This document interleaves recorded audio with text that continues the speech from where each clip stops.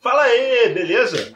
Tá começando agora mais um Pé na Porta e Livro na Cara, e hoje eu vou fazer um pouquinho diferente. Ao invés de falar sobre um livro só, eu vou falar um pouco sobre a experiência que eu tive lendo os livros de um determinado autor, e esse autor é nada mais nada menos que o iradaço do Neil Gaiman.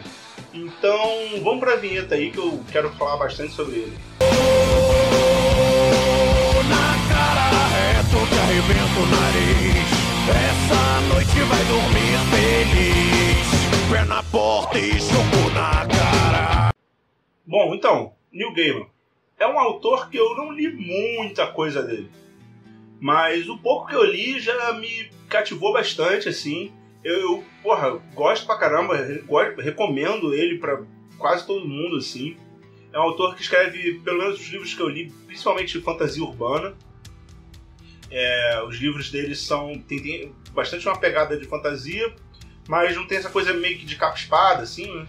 Tem muito mais uma coisa de misturar a fantasia com o nosso mundo atual e tal. Alguns livros dele foram escritos há uns 10, 15 anos atrás, então não tem a nossa atualidade mesmo. São livros um pouco mais datados, mas tratam de tecnologias um pouco mais antigas e tal, mas não é nada que fique tão marcado assim. É bem maneiro, assim, é uma fantasia bem contemporânea. E o primeiro livro que eu trouxe aqui é o Deuses Americanos. Deuses Americanos é um livro que trata bastante da relação de como a gente entende o conceito de divindade, assim. A história, ela basicamente é sobre o Shadow. O Shadow é um cara fudido. Apesar, quase os livros que eu vou trazer aqui hoje são histórias sobre caras que têm vidas desgraçadas mesmo. Os malucos, eles normalmente estão no fundo do poço da vida, os caras estão na merda pra caralho. E normalmente acontece assim uma coisa que vai dar um start de melhoria na vida dele.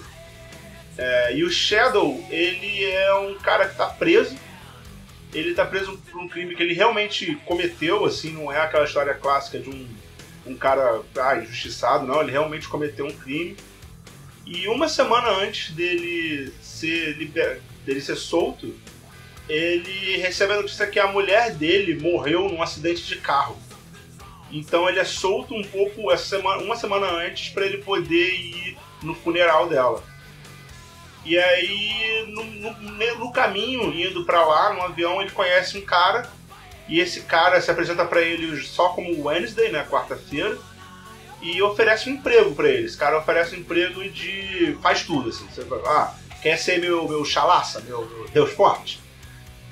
Gruda comigo aqui que eu vou te dar esse emprego e tal. Tu tá fudido aí, tu é um ex-presidiário, tua mulher acabou de morrer. O que tu vai fazer da vida? Vai fazer porra nenhuma, então chega aí, bora dar um rolê. E ele fica meio tipo, porra, que porra é essa que o cara tá falando? Que é isso aí que ele tá...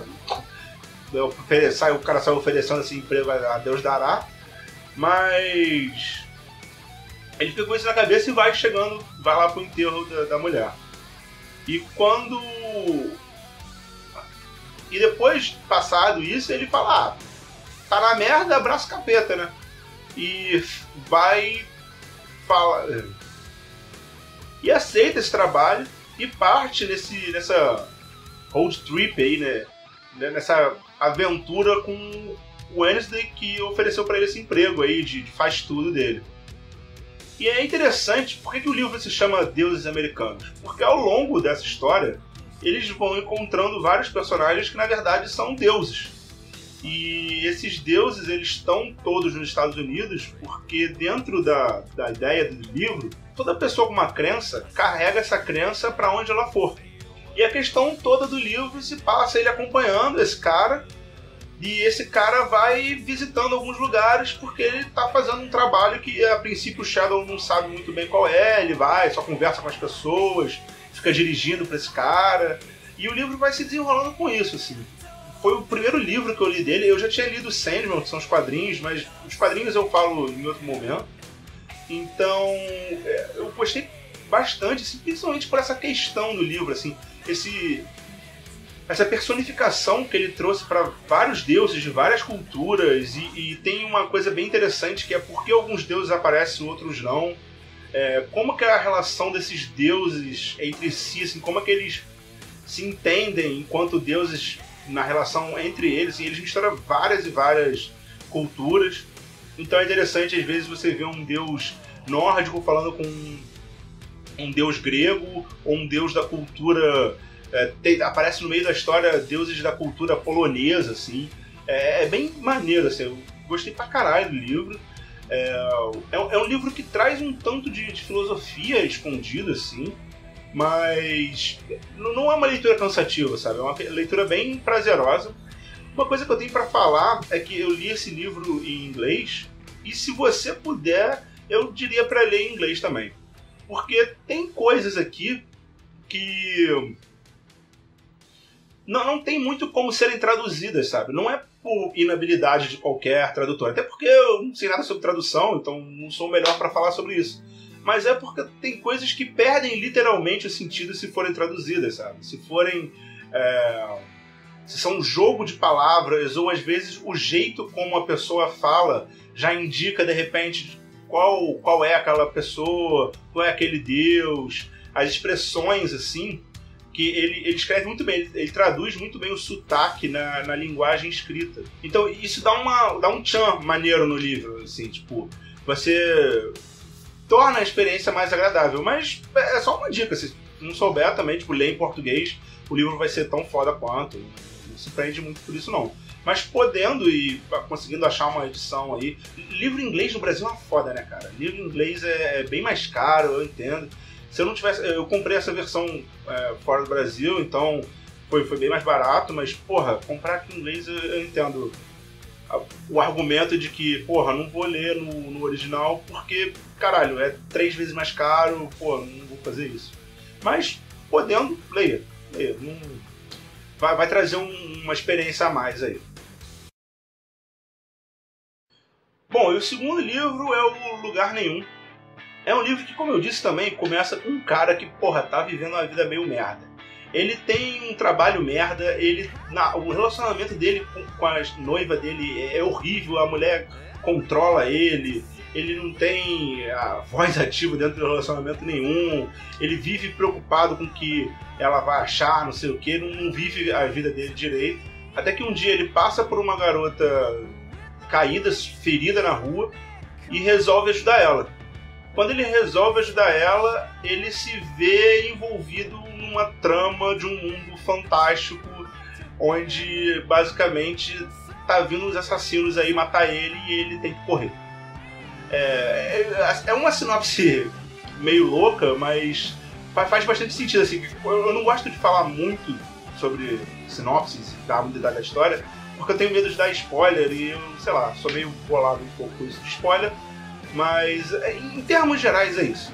Em termos gerais, é uma história onde ele conhece essa garota, ela tem uma questão... ela tem uns poderes mágicos lá, e ela tá fugindo de 2 caras que querem matar ela, e ele resolve ajudar ela e parte com ela nessa... Tipo assim, é involuntário, ele não sabia a merda que ele tava se metendo, mas se meteu no merdão, e a gente vai acompanhar a história dele sobre como que ele vai sair dessa aí, né? Como que ele vai conseguir se livrar dessa parada. E a grande parada desse livro, que eu achei muito foda, é que ela descreve... Essa garota, ela pertence meio que a uma sociedade do submundo, assim. É a sociedade que vive... Ela se mistura com a nossa sociedade padrão, mas ninguém vê. Na verdade, tem muito uma alusão de como a gente é tão focado no nosso mundo que a gente não consegue ver outras pessoas, a gente não consegue se relacionar. Mesmo que as coisas aconteçam na nossa cara, a gente não vê. E é bem legal, assim, você acompanhar essa corrida deles aí pelo submundo aí, né? Eu não sei como é que ficou a tradução. O livro se refere como o mundo de cima e o mundo de baixo.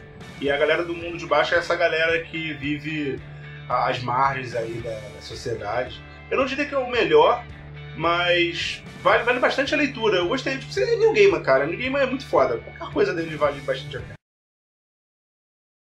E por último eu vim falar sobre os filhos de Anansi. Ou Anansi, não sei como é que se pronuncia, mas também pega essa questão dos deuses. Os filhos de Anansi, eu diria que é o melhor livro que eu já li dele, porque é o livro mais completo, assim. É o livro... E é um livro bem interessante porque ele fala de cultura africana, que é uma coisa que... Bom, eu conhecia muito pouco antes de ler esse livro. Não sei se você conhece, parabéns aí se você conhece bastante sobre cultura africana, mas eu não conhecia quase nada, então o mundo onde ele se desenvolve é bem maneiro, assim. Basicamente é a história do Fat Charlie. O Fat Charlie, ele é outro daqueles caras com vidas desgraçadas, né? Ele também tem um emprego que ele não gosta, ele também tem um relacionamento disfuncional com a noiva dele tá meio que se casando com ele só pra fugir do controle da mãe, mas na real ela nem curte tanto ele assim, isso fica bem claro logo no início do livro. E um dia ele recebe uma mensagem dizendo que o pai dele morreu. E ele não tinha relacionamento nenhum com o pai, ele se dava bem mal com o pai, só que ele vai lá no enterro. E no enterro ele fica sabendo que ele tinha um irmão. E esse irmão, depois de um tempo, vai aparecer na vida dele pra, como diria o narrador da Sessão da Tarde, causar altas aventuras aí. Os outros dois, eles são bem centrados na relação entre um homem e uma mulher. E nesse não, é centrado bastante na relação dele com o irmão dele, sabe? Esse irmão que aparece na vida dele e começa a zoar a vida dele incrivelmente, assim. E toda a questão que eu falei da cultura africana, porque tem uma relação muito forte com o cantar, assim. As músicas são coisas muito presentes nesse livro, assim. As músicas são coisas que dão um tom bem legal pro livro, assim, tá? De uma coisa de tipo, não existem só músicas felizes como músicas tristes, e cada música tem um efeito diferente. Quando eles cantam, é uma forma de expressar a magia. É um livro que eu diria que é o melhor dele que eu já li, assim. Ainda tem bastante coisa para ler dele, mas se eu tivesse que recomendar um livro para você começar, eu diria Pelos Filhos de Anansi, porque é muito maneiro, traz uma questão da cultura africana, que era uma coisa que, porra, é fantástica, assim, toda a mitologia. Depois eu fui procurar saber um pouco mais, e, porra, é muito maneiro, muito interessante, assim, e de como ele trabalhou tudo isso pra entrar no fluxo da história, sabe? Pra entrar na coisa mais... Deu um ritmo muito legal pro livro, assim. É um livro curtinho, dá pra ler tranquilamente aí, com pouco tempo. Bom, então é isso. Essas são as recomendações aí de Neil Gaiman. Eu ainda espero fazer, de repente, um trabalho mais completo. Neil Gaiman tem coisa pra caralho pra poder falar pra vocês, assim.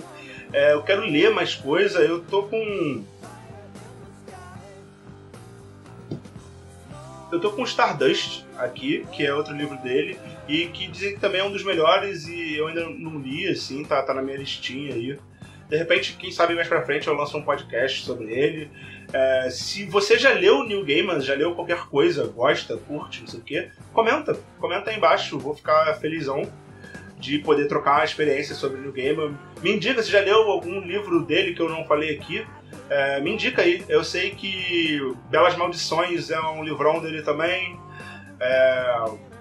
Acho que o Oceano no Fim do Caminho, a Estrela no Fim do Céu, alguma coisa assim.